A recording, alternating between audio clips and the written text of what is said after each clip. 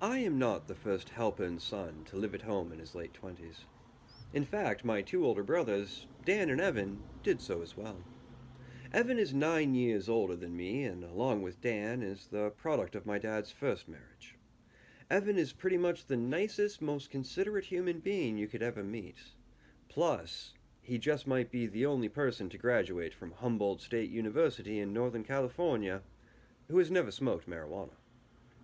After college, Evan wasn't sure what he wanted to do, and he spent the next few years working various jobs in various cities. But at age 28, he found himself living at home with me, my dad, and my mom, who had raised him since he was 7 and whom he considers his mother. Wasn't exactly a high point in Evan's life. At the time, I was going to college at San Diego State, also living at home, and working at the Hooters in Pacific Beach. My best friend Dan and I had applied for jobs there a year earlier as a joke, and lo and behold, Hooters was looking for cooks and hired us. Contrary to what a teenage guy might think, it quickly became the worst job I've ever had. As soon as you get over the fact that you work around a lot of boobs, you realize the job entails a bit of cooking, a ton of cleaning, and trying to meet the needs of insecure women yelling at you to make their fries faster. I spoke openly, and frequently, about my hatred for my job to everyone I knew, always comforting myself with, but it could be worse. I could be the dishwasher at Hooters. So when Evan asked me, "Hey, could you give me a job washing dishes at Hooters?" I knew he was in a bad place. Even though he'd heard me vent endlessly about working there, he still wanted the job. So I got it for him. 5 nights a week, he would come home from his volunteer internship at a sleep therapy lab and go straight to Hooters, where he'd start washing dishes in slacks and a dress shirt. Then he'd head home to sleep and do it all over again the next day. My dad was concerned that Evan seemed lost and unhappy, and even more concerned that he wasn't meeting any women. He's a fine-looking man. Your 20s is a time for screwing and so forth. He needs to meet some women, my dad told my mom after dinner one night while Evan was scraping buffalo sauce off of plates at Hooters. In an effort to liven up Evan's romantic life, my dad decided to step in. "I got a woman for you, big dude," my dad said to him one night after he came home from work. My dad calls Evan Big Dude, since he's the tallest in the family. "I'm pretty busy, Dad," my brother responded. But my dad had already set up a blind date, and my brother, unlike myself, rarely puts up a fight. "You're going to like her," my dad said, and Evan nodded warily. I was shocked that Evan didn't ask our dad more about her, but that's not his style. Later, when I questioned his reticence, he explained, "I sort of do what Dad says. You get mouthy with him, and then he yells at you. I always figured if you could stay the kid he yelled at, I wouldn't be that kid." So the next Saturday night, Evan got off early from his dishwashing shift at Hooters. I was working in the front of the kitchen and spotted him on his way out. He was covered in dishwater and looked like he had fallen on a grenade filled with hot sauce and blue cheese dip. "Dude, you going on your date with Dad's lady?" "Yeah," he replied, half asleep. "I smell really gross. I should probably shower," he added. And off he went. When I got off work a few hours later, I crawled out of my disgusting Hooters uniform and drove home shirtless in an effort to prevent my car from smelling like chicken and hot garbage. I jumped in the shower, and when I came out, found my dad sitting in his recliner in the living room asleep. Then I heard the front door open and saw Evan walk into the hallway and tiptoe towards his bedroom like a cat in a cartoon trying to sneak past a sleeping dog. Unaware that he was trying to go to bed without talking to anyone, I immediately jumped in. "How was it, dude? Was she hot?" I shouted excitedly. My dad snorted himself awake, and a look of fear shot over Evan's face. "Big dude, "How'd it go?" my dad asked, closing his robe back up. "It was okay, but I'm tired," my brother said, trying to slip off into his room. "Bullshit! Get back in here. Let me know how it went." Although Evan is quiet and demure most of the time, every once in a while he snaps.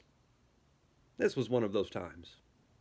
"She's a resident in neurosurgery who used to be Miss Oklahoma or something," Evan screamed, his eyes suddenly venturing into angry crackhead territory. "I know. This is good stuff, right?" my dad said, confused as to why Evan was upset. "No! I'm 28 and I live at home. I wash dishes at fucking Hooters." Evan rarely cursed, and never, ever cursed at my dad. I don't know if Dad was angry or shocked, but he got stern real quick. "What is your fucking point?" he said. "My point is it was humiliating to sit there with some woman that's probably used to dating doctors and models and whatever the fuck else." Then came the line that sent my dad into a frenzy. "She's out of my league." Was humiliating. My dad looked down at the floor and mumbled quietly to himself, "Out of your league," over and over, like he was Indiana Jones trying to figure out if what a weird tribal person had told him right before he died was a clue. Then he exploded. "This is complete fucking bullshit," he screamed. At that point, I left the living room and tried to hide in the hallway so I could still listen. "Out of your league? What fucking league are you talking about? You're a man, she's a fucking woman. That is all that matters, god damn it!" After that, I couldn't make out the yelling, but a few minutes later, Evan stormed past me. I peered into the living room and I could see my dad felt bad about what had happened. Normally, after arguments, he wore a red-faced look of conviction that you see on famous world leaders addressing a hostile United Nations. This time, he just looked sad. I went to bed, not wanting to agitate him. Nobody talked about what had happened those next few days. I figured the argument had passed. Then my dad came home from work about a week later and told Evan and me to get in the car, that we were going to dinner at Black Angus, which, in my opinion, was the Kansas City Royals of steakhouses. Yes, it technically qualifies as a franchise, but it's not worth getting excited about. "Black Angus," I replied, a little disappointed. "Don't be an asshole," my dad said. We drove to Black Angus, where we sat down in a dark booth with cracked leather seats, and my dad ordered 3 porterhouse steaks, his favorite cut. I had no idea what my brother was thinking, but I was wondering why in the hell we were at Black Angus, given that this was not a holiday, and there was no apparent cause for celebration. Generally, steak is eaten by my family, only on special occasions. My dad exchanged a few pleasantries, asked us how we were doing, how our week was, and then as the waitress set down our steaks in front of us, he said, "I want to tell you a story about the time I got mono from a stewardess." He dove into a long, convoluted story about meeting some stewardess, how they spent some time together, and what followed. I told everyone I got mono from this stewardess. You know why? Because I couldn't believe a woman that attractive would be with a guy like me. So much so that I was bragging about getting goddamn mono. Then I went into the hospital with fucking Guillain-Barré syndrome, and it was a whole mess, and I almost died. Anyway, my point is, it took me a long, long time to realize I was worth a damn to women. You don't have to brag about getting mono. The 3 of us sat quietly for a moment before my dad called the waitress over to the table and said, "Let's see a dessert menu. I'm feeling frisky." Evan and I glanced at each other, unsure if we were supposed to comment on our dad's anecdote or not.